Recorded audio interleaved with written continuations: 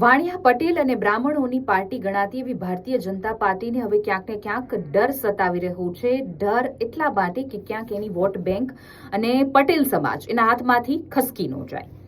આ હું એટલા માટે કહી રહી છું કારણ કે આસપાસ જે ગતિવિધિઓ થઈ રહી છે એના તર્ક આધારિત.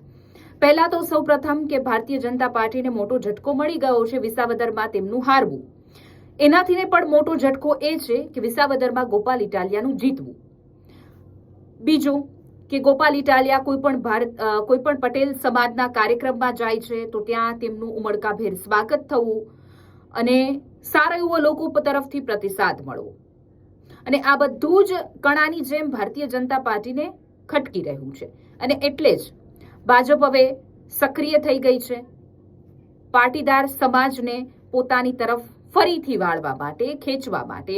અને એટલા જ માટે આપણે જોયું પ્રધાનમંત્રી નરેન્દ્ર મોદી જ્યારે ગુજરાત પ્રવાસે આવ્યા ત્યારે હાર્દિક પટેલ સાથે તેની મુલાકાત થઈ. એટલે એના ઉપરથી તર્ક એ પણ આવી રહ્યો છે કે ગોપાલ ઇટાલિયા સામે હાર્દિક પટેલને મોટો કરવો.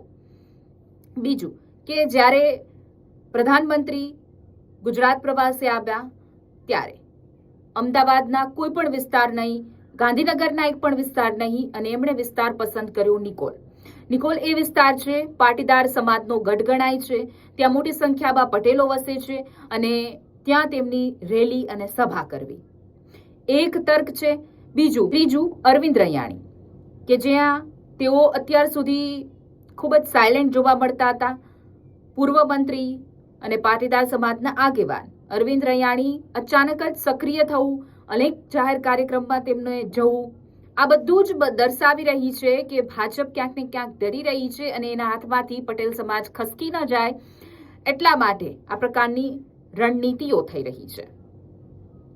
અને તમારું શું કહેવું છે એ કમેન્ટ કરીને જણાવજો.